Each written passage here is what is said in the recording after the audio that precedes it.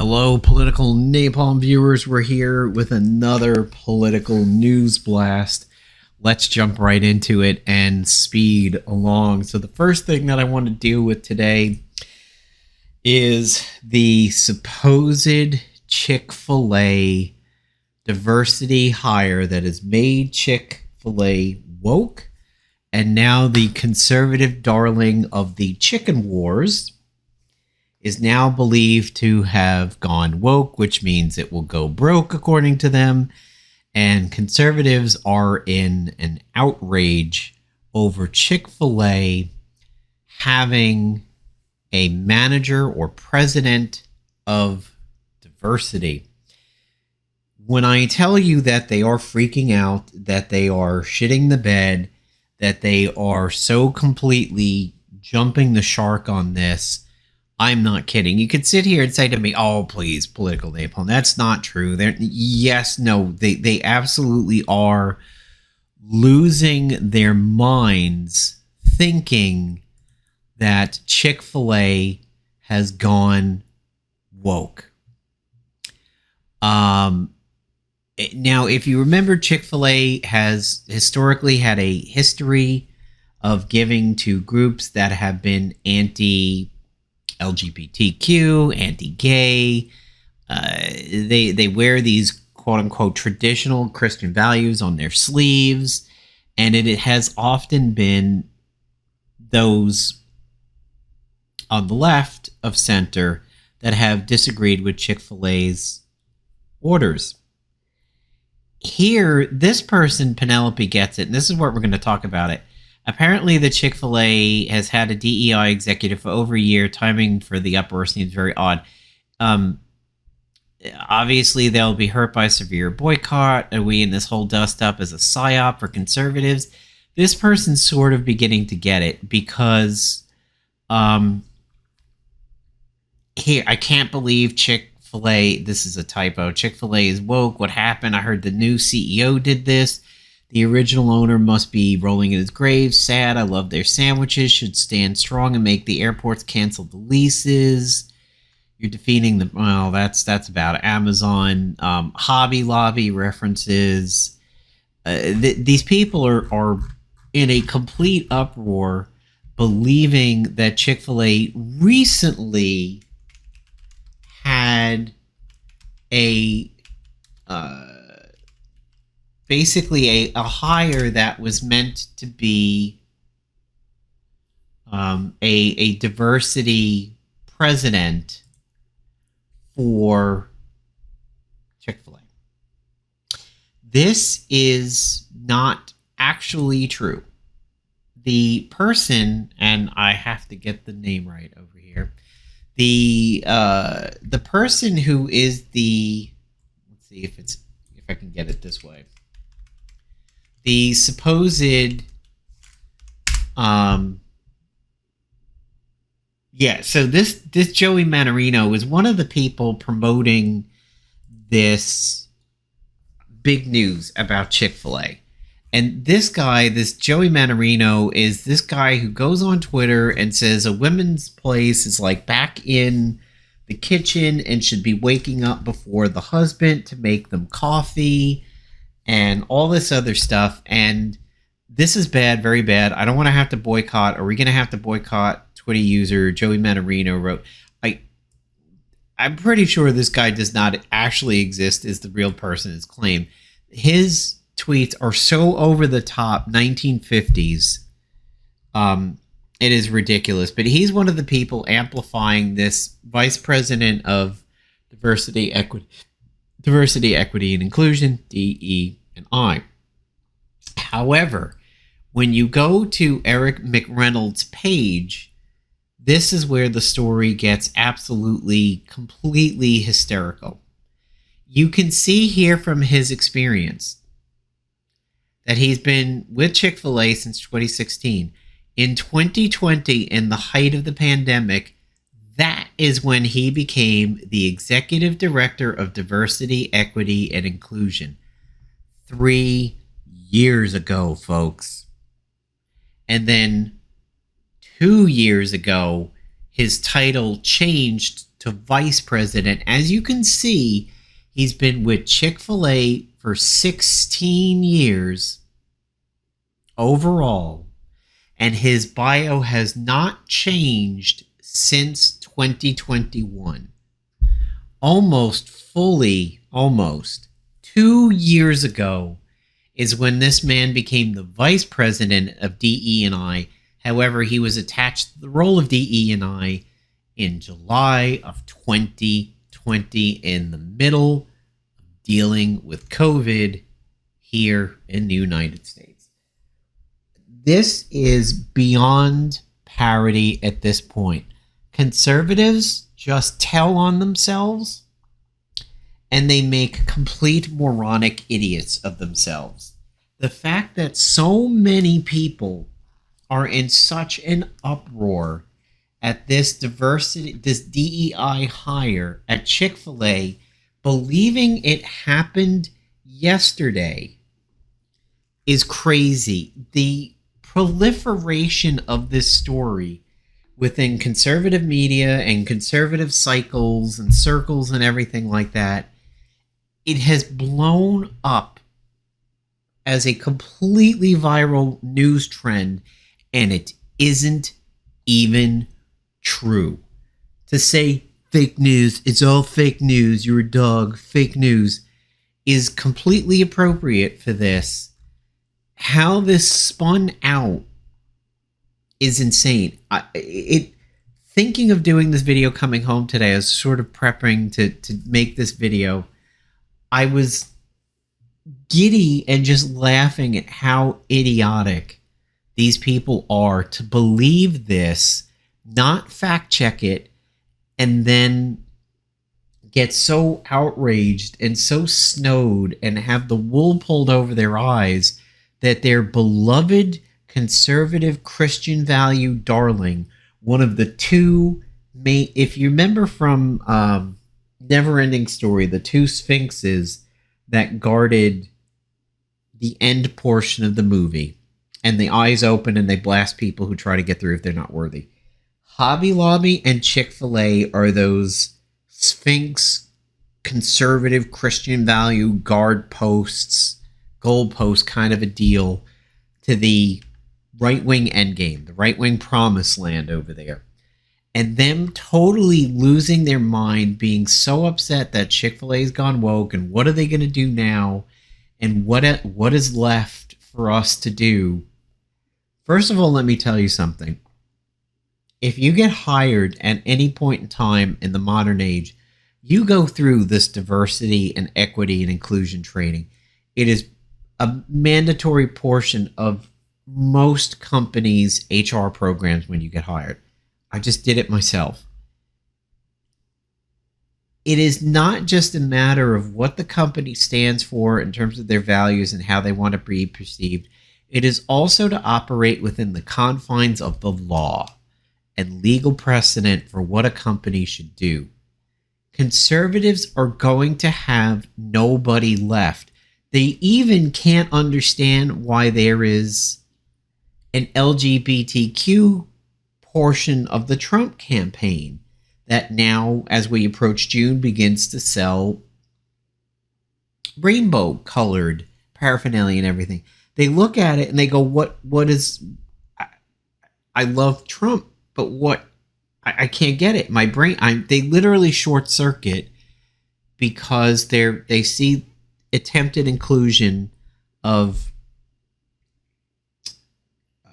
gay, trans, LGBTQ, minority people within the Republican Party, and some of the really bad ones don't understand that attempted inclusion. And as we always like to fight against on this channel of ID poll, you can be anything plus any political influence. You could be influenced by any political party and still have whatever other pieces are part of your identity. Sometimes it doesn't make sense, like Caitlyn Jenner being a staunch conservative and Trumper when she's watching the party that she aligns with flame drag shows and drag queens and trans people left, right, and center, and yet continues to attempt to bolster that party and be involved with media appearances for it and still be very openly conservative and openly pro-Trump, while the party attempts to hate Caitlyn Jenner and what Caitlyn stands for. And there's people in the party who don't get it. There's people who accept it. I'm like, that's great.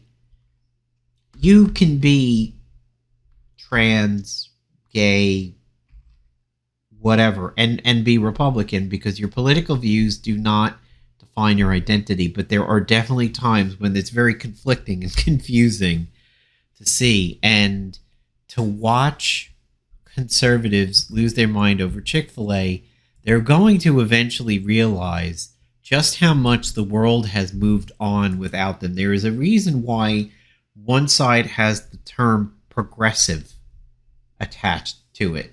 That verb means something, and it typically does not mean to conserve. It means to progress.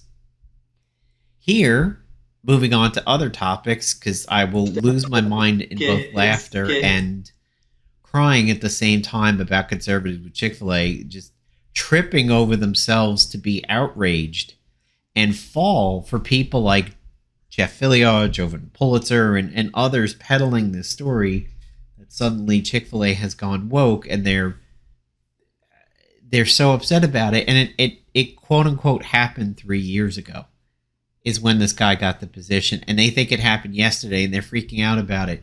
I want to sit there and have a podium position in front of a arena, a concert hall of upset conservatives over this news. I want to get up in front of that podium, grab the mic, tap it a couple times to make sure it's on, and say, this happened 3 years ago. How do you feel? And I want to see the looks on their faces when they realize just how much they've been led and just how much they've been prodded down the piggy chute to the slaughterhouse in believing this stuff. Anyway, moving on, Ken Paxton, who is getting impeached down in Texas, has gone on to Steve Bannon's little fat homeless man show and said that if he didn't stop 2.5 million mail-in ballots during the presidential election, Biden would have won Texas and Trump would have lost. Let's take a listen to this. It's certainly critical to my state, and that's why we fought off these 12 lawsuits. We had them in Houston, we had them in San Antonio, we had them in Austin, we had them in the counties where you'd have the most liberal judges. And it was a concerted effort nationally with lots of money going into it. And just knowing that we had 12 lawsuits that we had to win. And if we had lost one of them, like if we lost Harris County, Trump won by 620,000 votes in Texas. Harris County mail-in ballots that they wanted to send out were 2.5 million. Those were all illegal, and we were able to stop every one of them. Had we not done that, we would have been in the very same situation. We would have been on election night. I was watching election night, and I knew when I saw what was happening in these other states that would have been Texas. We would have been in the same boat. We would have been one of those battleground states that they were counting votes in Harris County for 3 days, and Donald Trump would have lost the election. So what he's sitting there saying is he was watching the election on election night, watching what he believes are the big, hot, steamy dumps.